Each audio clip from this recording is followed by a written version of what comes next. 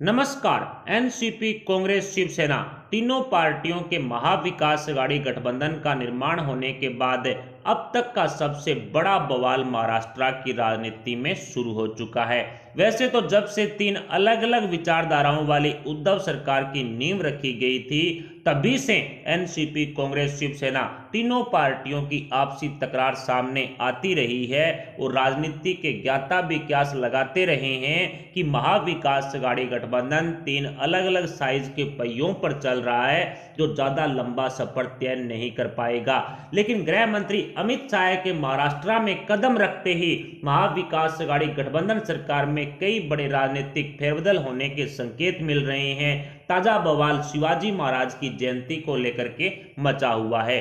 दरअसल 19 फरवरी को शिवाजी महाराज की जयंती मनाने के लिए उद्धव सरकार ने एनसीपी और कांग्रेस के दबाव में आकर के सिर्फ 10 लोगों की भीड़ जुटाने की ही अनुमति दी, जिसका भारतीय जनता पार्टी के साथ साथ पूरी महाराष्ट्र की जनता ने भी विरोध किया। इस विरोध को देखते हुए उद्धव सरकार ने अपना फैसला बदला, लेकिन उसके बावजूद भी एनसीपी और कांग्रेस के दबाव में आकर के 10 की संख्या को सिर्फ 100 तक ही पहुंचाया। यानी कि फिलहाल शिवाजी महाराज की जयंती मनाने के लिए उद्धव सरकार ने सिर्फ और सिर्फ 100 लोगों की ही अनुमति दी है। हालांकि 18 फरवरी की रात 12 बजे रायगढ़ किले पर लाखों लोग ये उत्सव मनाते हैं।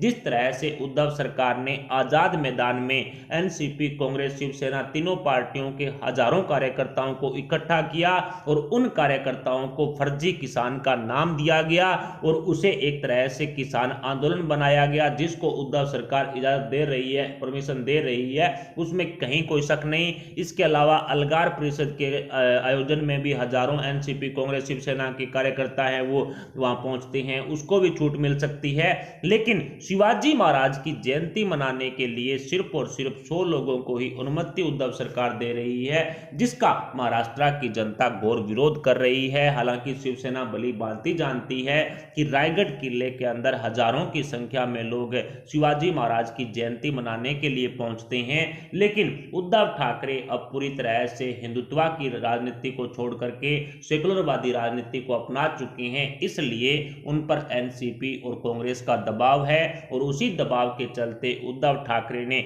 शिवाजी महाराज की जयंती मनाने के लिए सिर्फ 100 लोगों की भीड़ को ही अनुमति दी है। हालांकि विपक्षी पार्टियों सहित बीजेपी ने भी कह दिया है कि इस 100 लोगों की अनुमति को हम नहीं मानेंगे, हम हजारों की संख्या में ये उत्सव मनाएंगे। या कहा जा सकता है कि उद्धव ठाकरे अब शिवाजी महाराज को भी भूल चुके हैं। इसके अलावा अमित शाह ने पोखरण में शिवसेना की औकात याद दिलाई तो घबराए मुख्यमंत्री उद्धव ठाकरे ने शिवसेना को एक पत्र लिखा है। जी हां दोस्तों, इससे पहले भी महाविकास अघाड़ी गठबंधन में कई तरह के लेटरवार हो चुके हैं। सबसे पहले सोनिया गांधी ने उद्धव ठाकरे पर एक लेटरवार किया, जिसमें कॉमन मिनिमम प्रोग्राम की याद उद्धव ठाकरे को दिलाई गई। उसके बाद में 2-3 बार कांग्रेस के नेताओं ने सोनिया गांधी को चिट्ठी लिखी। इस लेटरवार में लिखा गया कि महाविकास अघाड़ी गठबंधन से कांग्रेस जल्द से जल्द बाहर आए। और अब खुद उद्धव ठाकरे ने शिव सैनिकों को एक लेटर लिखा है और इस लेटरवार में कहा गया है कि गुजराती गृह मंत्री अमित शाह, यानी कि हिंदुस्तान के गृह मंत्री हैं अमित शाह, लेकिन उद्धव ठाकरे ने गुजराती गृह मंत्री शब्द का प्रयोग करते हुए लिखा है कि गुजराती गृह मंत्री अमित शाह शिवसेना को खत्म करना चाहते हैं। यानी कि उद्धव ठाकरे को ऐसा लग रहा है कि गुजराती लोग शिवसेना को पूरी तरह से बर्बाद कर देंगे। हालांकि शिवसेना प्रमुख उद्धव ठाकरे भूल गए थे कि 1 महीने पहले ही गुजरातियों के वोट बटोरने के लिए शिवसेना ने कई तरह के कैंपेन मुंबई में चलाए। कहा जा सकता है कि गुजरातियों को खुश करने के लिए कई तरह के कैंपेन शिवसेना द्वारा चलाए गए, क्योंकि आगे बीएमसी चुनाव 2022 में है और उसी में गुजरातियों के वोट बटोरने के लिए शिवसेना कहीं ना कहीं गुजरातियों के पांव पकड़ रही थी। और आज देश के गृह मंत्री के बारे में जिस तरह से गुजराती गृह मंत्री शब्द का प्रयोग किया गया, ये वाकई शर्मनाक है। और कहा जा सकता है कि अमित शाह ने जो शिवसेना के खिलाफ हुंकार भरी है, उससे जो उद्धव ठाकरे डरे हुए हैं और ये घबराहट कहीं ना कहीं सामने साफ दिखाई दे रही है। यही कारण रहा कि उद्धव ठाकरे ने शिव सैनिकों को पत्र लिखा और इस पत्र में लिखा है कि गुजराती गृह मंत्री अमित शाह शिवसेना को खत्म करना चाहते हैं। अमित शाह ने इस रैली में महाराष्ट्र में हुंकार भरते हुए यह भी कहा था कि महाराष्ट्र में तीन पहिए की सरकार चल रही है और वो भी तीन अलग अलग दिशाओं में। बस इतनी सी बात पर उद्धव ठाकरे पूरी तरह से घबरा गए।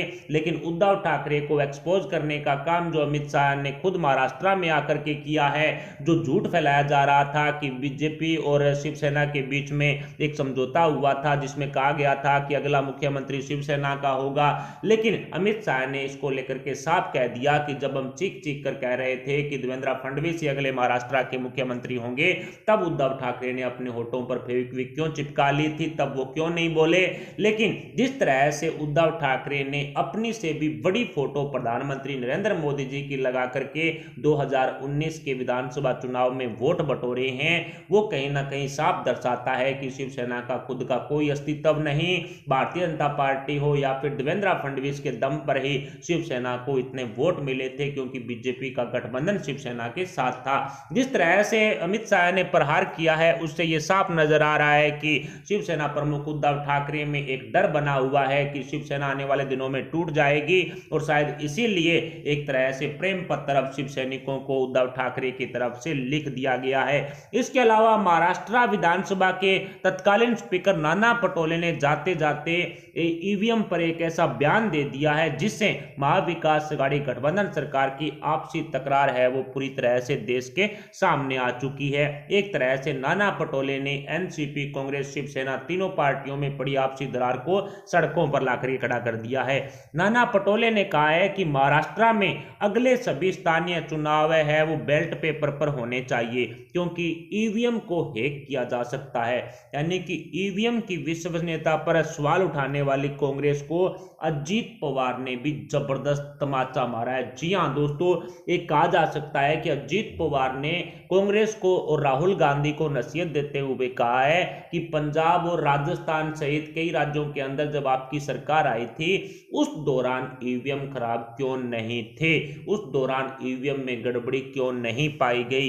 इस तरह के सवाल कहीं ना कहीं अजीत पवार ने कांग्रेस पार्टी पर ही थोप दिए हैं और साफ कहा है कि जहां कांग्रेस पार्टी की जीत होती है वहां पर ईवीएम ठीक है, लेकिन जहां करारी हार का सामना करना पड़ता है वहां ईवीएम हैक है। यानी कि कुल मिलाकर के अजीत पवार ने भारतीय जनता पार्टी की भाषा बोलनी शुरू कर दी है और इस भाषा को कहीं ना कहीं जो अमित शाह के बड़े राजनीतिक फेरबदल में तब्दील किया जा सकता है, क्योंकि पहले भी भारतीय जनता पार्टी के साथ जाकर के अजीत पवार सरकार बना चुके हैं और अब बीजेपी की भाषा दोबारा बोलना ये कहीं ना कहीं बीजेपी के साथ अजीत पवार की जो नजदीकियां हैं वो दर्शा रहा है। फिलहाल उद्धव ठाकरे की सीएम कुर्सी को लेकर के क्या अजीत पवार इस तरह का कोई तगड़ा झटका जो एनसीपी और महाविकास अघाड़ी गठबंधन को दे सकते हैं, इस पर आप अपने विचार हमें कमेंट बॉक्स में जरूर बताएं। साथ ही वीडियो को लाइक करके हमारे चैनल को सब्सक्राइब जरूर कर लें। अभी के लिए इतना ही, मिलते हैं अगली वीडियो अगली अपडेट अगली न्यूज के साथ। तब तक के लिए जय हिंद, जय भारत।